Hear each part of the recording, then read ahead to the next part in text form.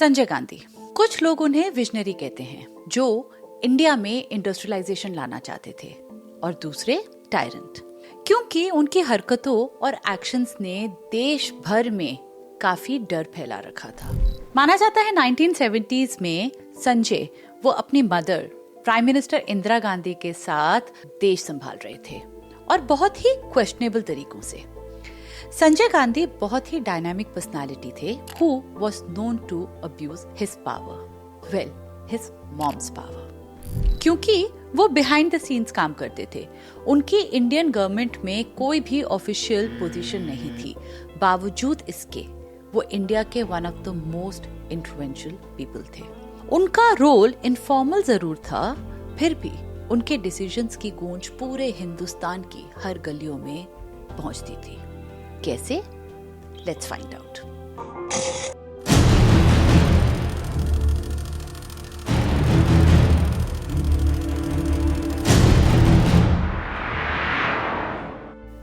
जय हिंद दोस्तों, मैं हूं Prerna and I welcome you to my channel the journey behind.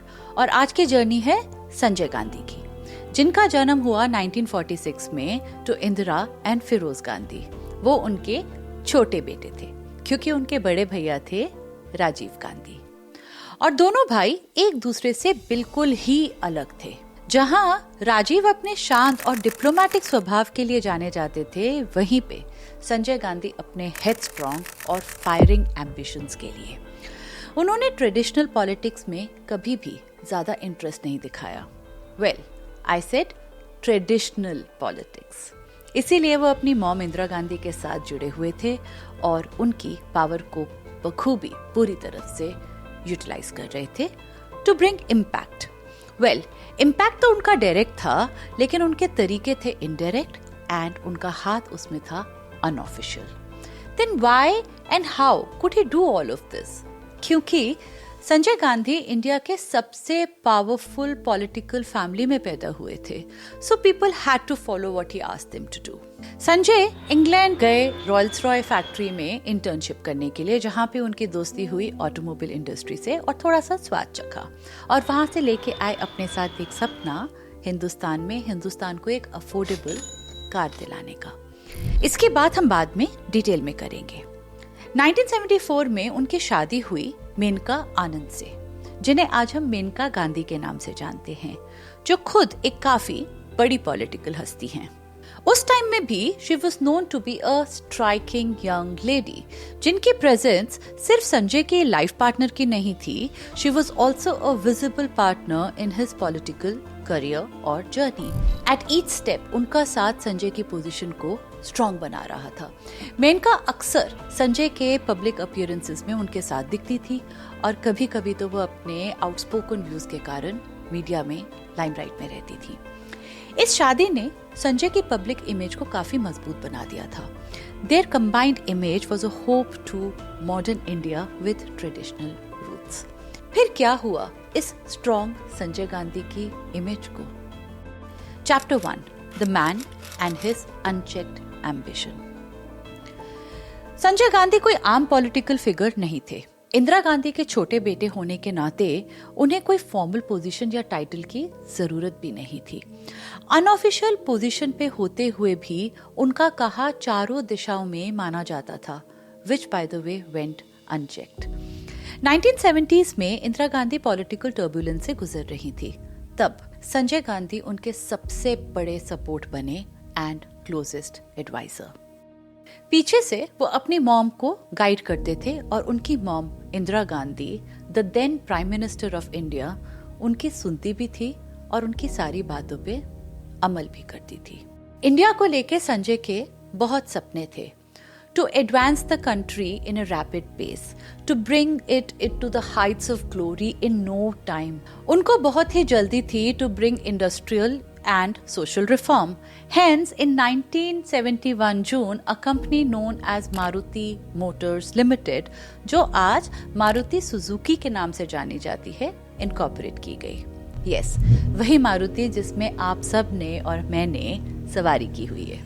पर बिना किसी प्रायर एक्सपीरियंस के या फिर स्किल्स के संजय को इस कंपनी का मैनेजिंग डायरेक्टर बना दिया गया। Indira Gandhi faced a lot of criticism for this. Some thought Maruti project to be a visionary idea and others took it as a symbol of unchecked authority. 1975 में इमरजेंसी लगी। संजय की अथॉरिटी काफी बढ़ गई थी, सिविल लिबर्टीज सस्पेंड हो गए थे और सब कुछ सेंट्रलाइज्ड होने लगा था। माना यह जाता है कि उस वक्त Sanjay Gandhi had total control over his mother and the government. सरकार चल रही थी PMH, प्राइम मिनिस्टर हाउस से, and not from PMO, prime minister's office. उन्होंने कई यंगस्टर्स को रिक्रूट किया जो थ्रेट और धमकियों का इस्तेमाल करते थे अगेंस्ट दोज हु स्टूड और had views opposite to Mrs Gandhi. Sanjay की प्रेजेंस इतनी इंटिमिडेटिंग थी कि सीजन्ड पॉलिटिशियंस भी उनसे दूर रहते थे। सोचिए ना, पॉलिटिशियंस किसी से डरते हों। आज के पॉलिटिशियंस मैं जरूर जानना चाहूंगी कि संजय गांधी के आगे क्या करते। Well, but at that time no one wanted to meddle with someone who was now a shadow prime minister. Chapter 2, Sanjay a visionary और अ टायरेंट। एक नजरिए से देखो तो Sanjay was the future of the country, जो पॉपुलेशन कंट्रोल एंड क्लीनलीनेस जैसे अच्छी बातें कर रहे थे। और दूसरे नजरिए से देखो तो उनके तरीके जिससे वो ये सब अचीव कर रहे थे उनको कोई भी एंडोर्स नहीं कर रहा था। तरीके? कौन से तरीके? Let's talk about his population control crusade या फिर नसबंदी कैंपेन। संजय के लिए इंडिया की बढ़ती पॉपुलेशन एक अर्जेंट प्रॉब्लम थी जिसे कंट्रोल करने के लिए एक्सट्रीम स्टेप्स लेने की जरूरत थी। यहाँ तक तो सब ठीक है, पर वो एक्सट्रीम स्टेप्स क्या होंगे?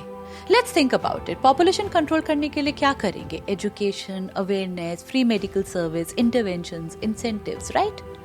But can you ever think of a nationwide forced sterilisation campaign? I am sure आप पूछेंगे कि ये होता क्या है। Obviously because we can never even think of it. Forced sterilisation campaign वो है जहां पे state officials were given targets for sterilisation in their area. जैसे तैसे करके बस नंबर्स पूरे करने थे। लोकल लीडर्स एंड कम्युनिटीज को इंसेंटिव दिए गए टू एग्जीक्यूट दिस, और एक साल में 6 मिलियन, 60 लाख से ज्यादा men were sterilized. But what's wrong with it, you will ask me? अच्छा ये तो है, it will help control population. अब बहुत ज्यादा बच्चे ना पैदा करें, यही तो हम करा रहे थे। जी बिल्कुल, अच्छा है अगर ये आपकी मर्जी से हो रहा है। What if someone is sterilized without their consent? जी, कंसेंट, ये वर्ड आज हम बहुत ही अच्छे से जानते हैं। अलग अलग कॉन्टेक्स्ट में हम इसको यूज भी करते हैं और बोलते हैं, पर तब का क्या? चौंक गए?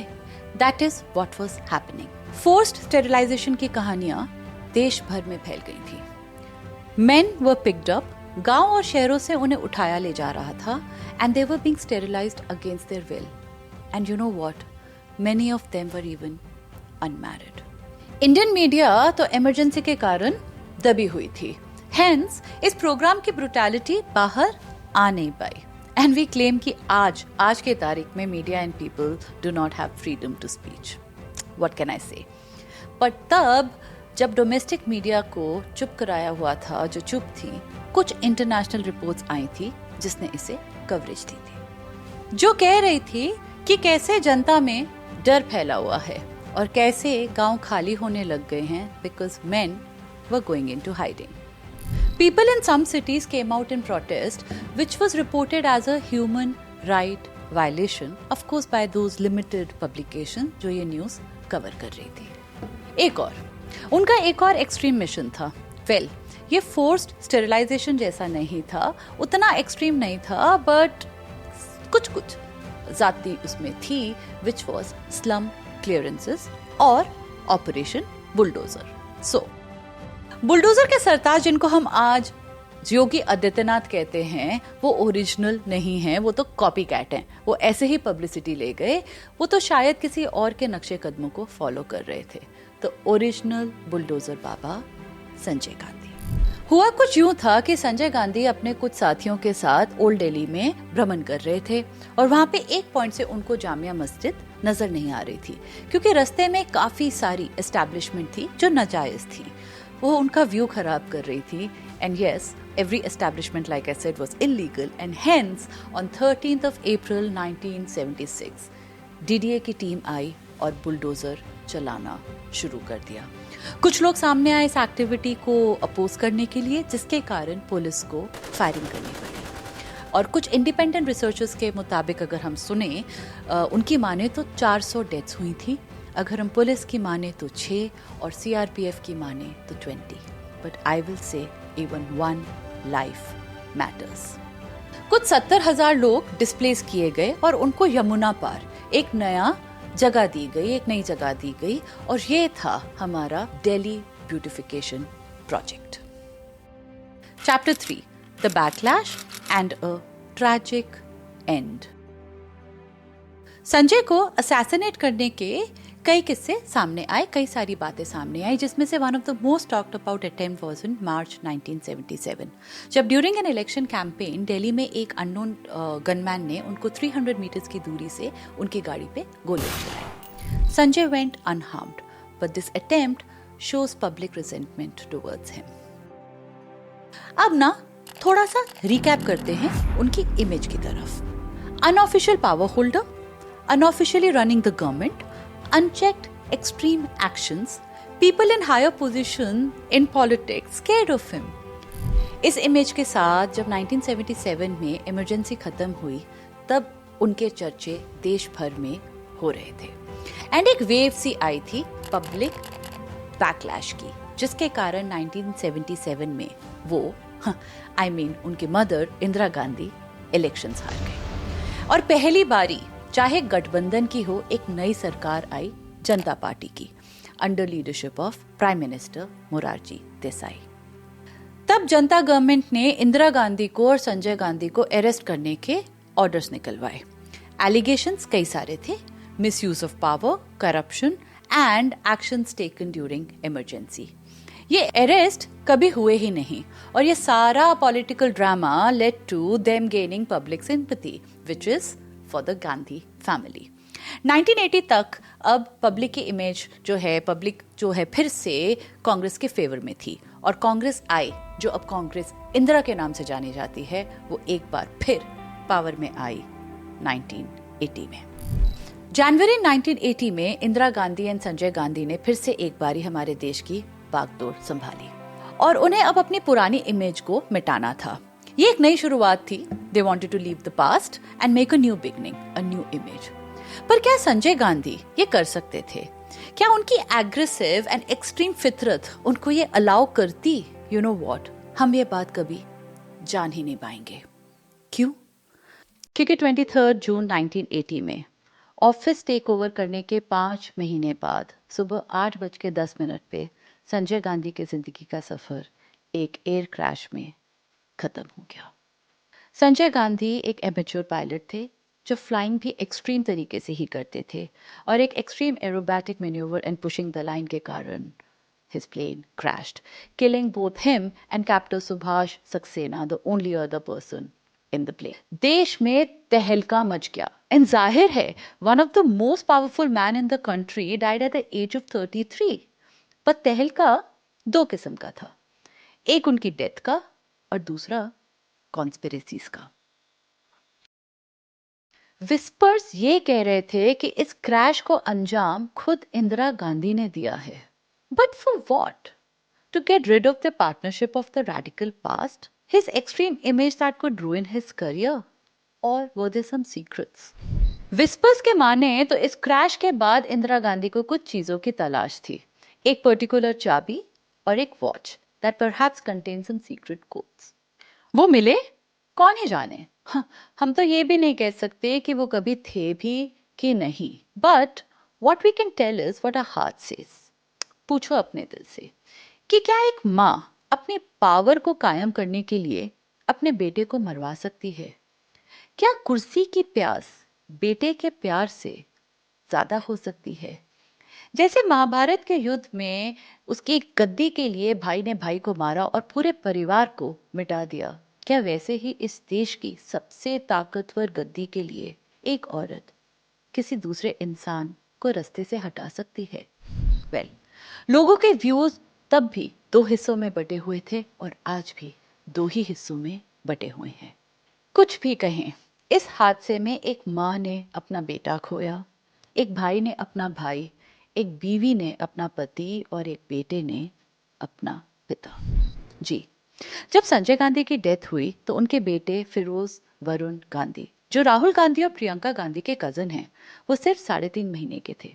उनकी वाइफ मेनका गांधी महज 23 इयर्स की एज में न्यू मदर और विडो बनी। संजय की डेथ के बाद उनकी लाइफ थोड़ी सी टफ हो गई। उनके अपने मदर इन लॉ यानी पीएम इंदिरा गांधी के साथ इश्यूज के चर्चे बाहर आने लग गए। And one day she was asked to leave number 1 Safdarjung road, the Prime Minister's house. Menka then went ahead to make her own political career, but outside of Congress party. Chapter 4: Sanjay versus Rajiv Gandhi. It is impossible कि दो भाई राजीव और संजय गांधी को compare नहीं करें. Sanjay being harsh, aggressive and pushy, and Rajiv soft, calm and well, future Prime Minister. We all saw India under Rajiv's leadership. There is no saying अगर संजय जिंदा होते तो हिंदुस्तान किस क्यूरियस